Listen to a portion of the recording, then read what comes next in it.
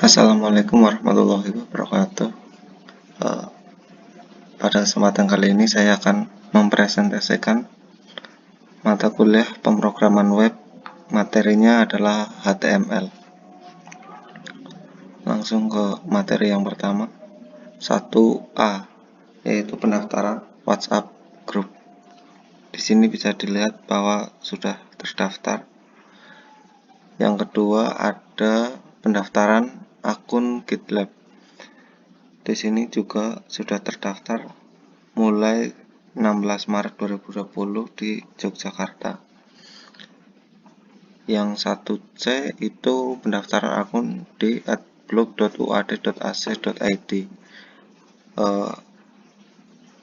Blog ini belum ada tanggapan dari pihak Biskom UAD sendiri, jadi masih menunggu tanggapan. Materi yang kedua ada konsep client side dan server side. Pengertiannya, client side scripting merupakan salah satu jenis bahasa pemrograman web yang proses pengolahannya dilakukan di sisi klien, sedangkan server-side scripting merupakan bahasa pemrograman web yang pengolahannya dilakukan dalam server. Maksudnya ialah web server yang sudah atau telah terintegrasi oleh web engine. Bahasa yang digunakan.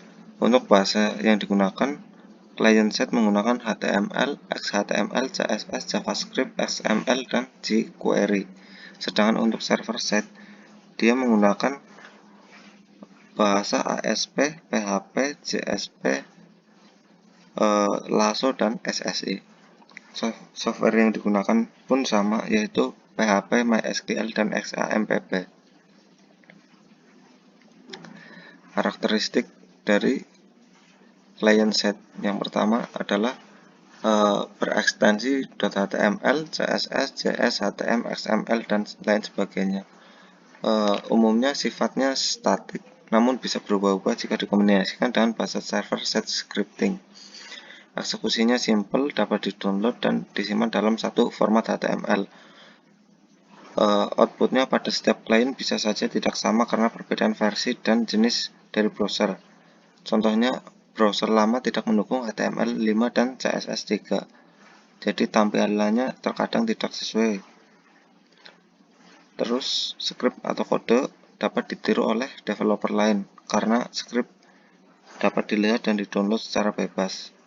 Yang kedua, server-side biasanya berekstensi script dari server-side scripting, bisa berupa PHP, ASP, JSP, dan lain sebagainya. Terkadang URL-nya diatur untuk tujuan SEO, sehingga tidak ada ekstensi seperti di atas. Bisa menggunakan HT access ataupun diatur langsung dalam pemrograman webnya.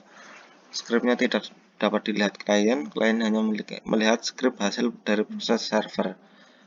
Sehingga sebuah situs yang memiliki bisnis logik yang kompleks tidak dapat ditiru. Halaman yang di-generate biasanya selalu dinamis karena terhubung dengan database. Yang kelima, cara kerjanya. Client side yaitu user melakukan request untuk mengakses sebuah dokumen web melalui web browser yang ada di komputernya. Jika web server tempat dokumen tersebut telah ditemukan, maka web server akan melakukan pengecekan terhadap dokumen web yang di-request oleh user. Dokumen tersebut terus diterjemahkan,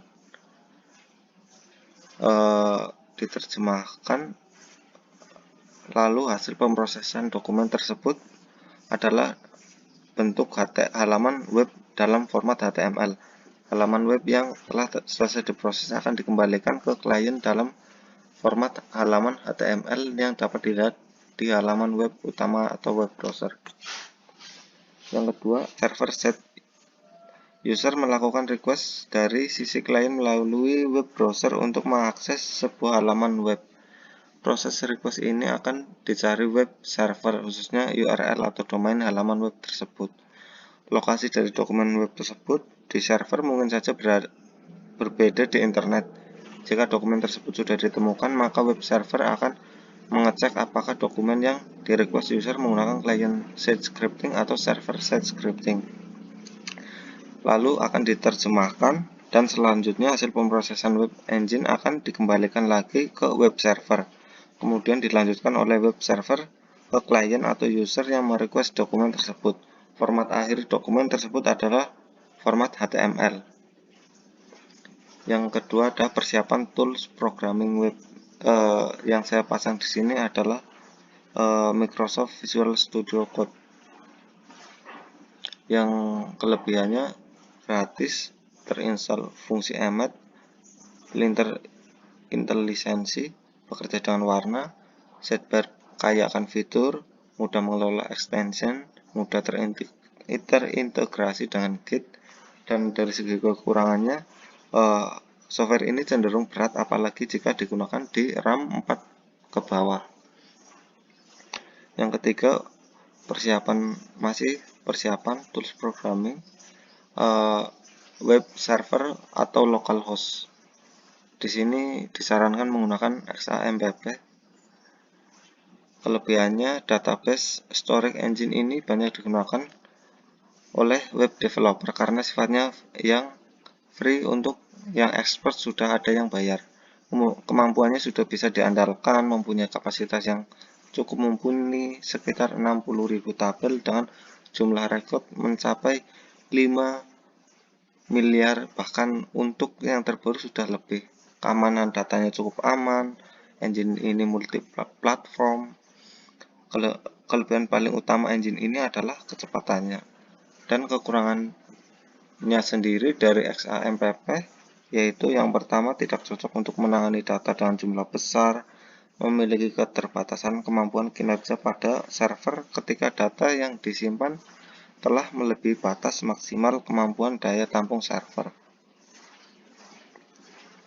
Yang keempat yaitu tools kolaborasi invite member di GitLab.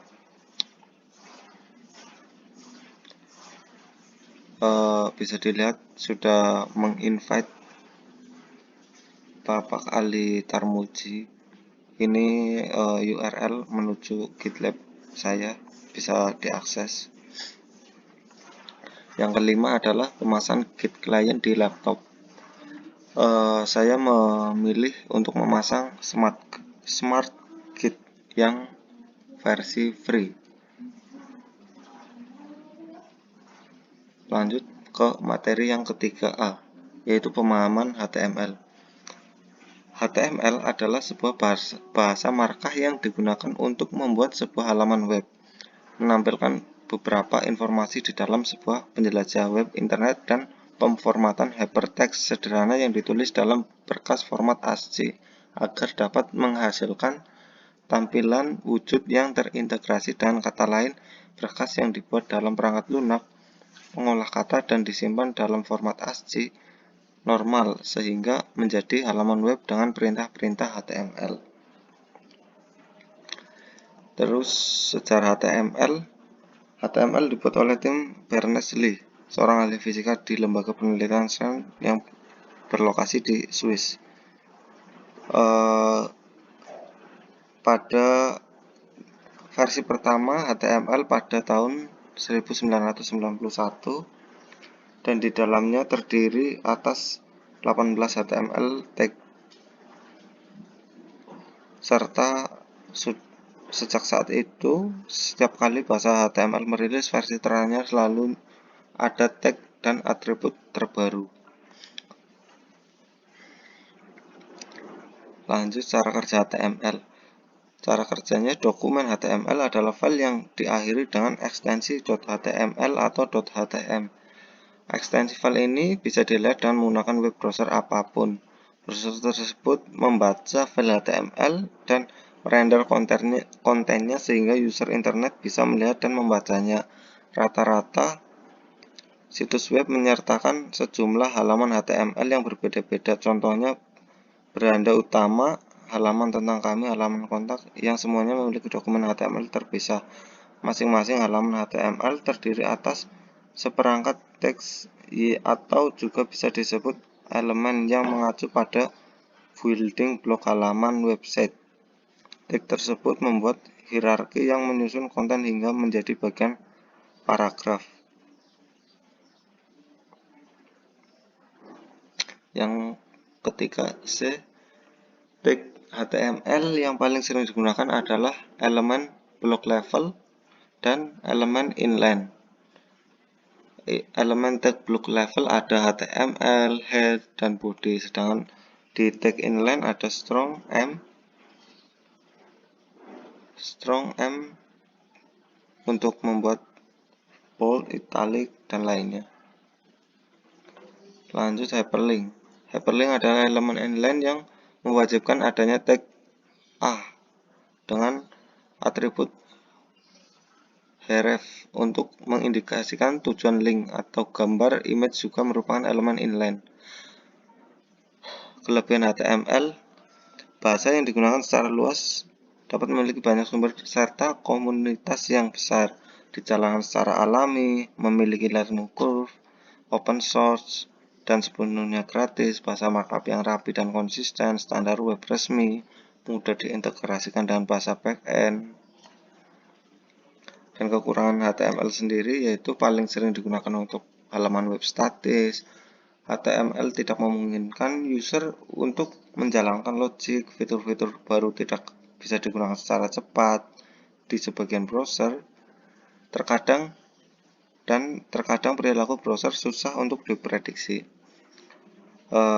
Lanjut, yang kedua ada 3B, memformat paragraf dan HTML.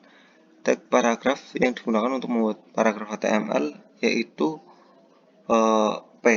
Untuk lebih paham, screenshot di bawah ini. Bisa dilihat bahwa pada script ini ada tag P dan kurung buka dan kurung tutup yang terdapat pada body HTML itu sendiri. Dan ini hasilnya pada saat dijalankan di browser Chrome. Dia akan selalu membuat paragraf baru setiap diberi tag paragraf tadi yang ini. Lanjut, yang ketiga ada pencetakan font huruf dengan HTML. Untuk menuliskan font huruf pada HTML harus menggunakan tag HTML, contohnya tag B untuk membuat font bold, tag U untuk membuat font bergaris bawah atau underline, dan tag I untuk membuat font miring atau italic. Dan di sini bisa dilihat pengimplementasiannya.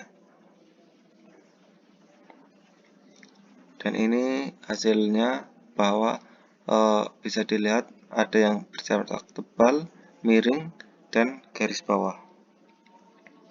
Lanjut, yang keempat ada teks pangkat atas dan bawah. Biasanya ini digunakan untuk rumus-rumus matematika dan fisika, yaitu menggunakan tag sub dan sub. Dan bisa dilihat bahwa ada beberapa tag dan cukup membingungkan. Dan ini adalah hasilnya rumus matematika dan rumus fisika yang bisa diaplikasikan. Ini dijalankan di browser Chrome. Yang kelima adalah tag ganti baris. Untuk pindah baris di HTML harus menggunakan tag, yaitu tag BR. Diawali BR dan ditutup oleh BR. Ataupun cuma satu kali tag BR. Dan ini hasilnya. Tag ganti baris sebenarnya hampir sama seperti tag paragraf. Lanjut, yang keenam ada tag font pada HTML. Tag font ada 3, yaitu font face untuk mengganti jenis huruf, tag font size untuk ukuran huruf, dan font color untuk mengganti warna huruf. Bisa dilihat di scriptnya bahwa ada beberapa contoh font face, font size, font color, dan ini adalah hasil pengimplementasiannya dari script tadi yang dijalankan pada Google Chrome. ada jenis huruf, beberapa jenis huruf, beberapa ukuran, serta beberapa huruf yang berwarna. Lanjut yang ketujuh, menyisipkan gambar dan ansor link di HTML. Untuk menyisipkan gambar link aktif pada HTML, kita perlu menggunakan img src untuk gambar, dan untuk link aktif kita menggunakan ahref untuk menyisipkan link aktif. Contohnya ada di script di bawah ini.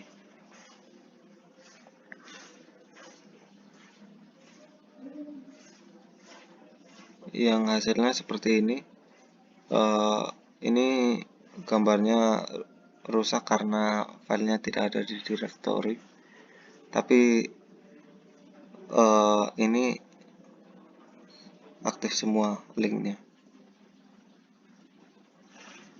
Dan ini link yang menuju ke home, ke detik, ke e-learning.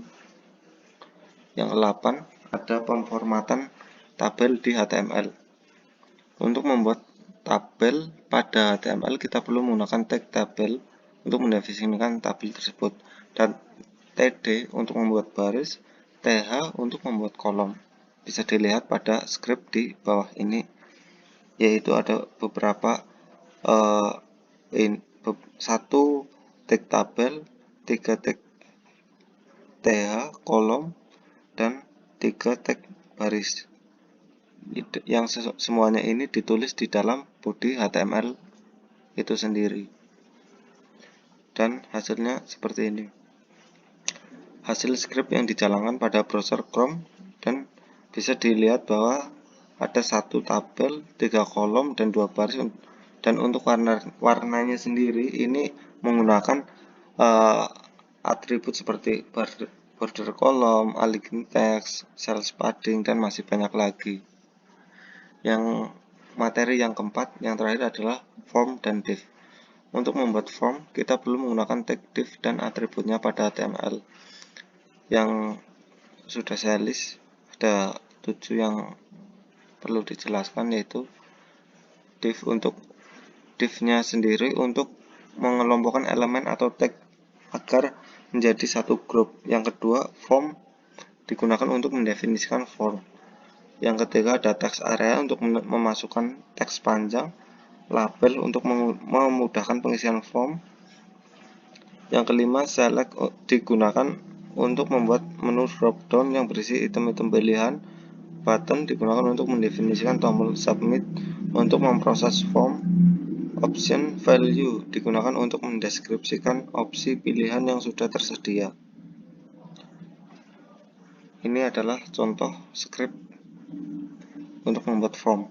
Lumayan panjang, ada cell padding, div, dan ini ditulis di dalam body. Ada tr, th untuk memulai, img search, label, form, input class, select class, option value ini untuk yang benar. Lanjut, ini ada radio juga. Kalau untuk ini untuk spasi, dan ada submit. Dan ini adalah hasil dari script tadi yang dijalankan di 2 browser, yaitu 1 di Google Chrome, 1 di Internet Explorer. Dan overall hampir sama semuanya, dan selesai. Terima kasih atas presentasi saya. Jika ada yang kurang jelas, bisa komen-komen atau lanjut ke sosial media. Terima kasih. Wassalamualaikum warahmatullahi wabarakatuh.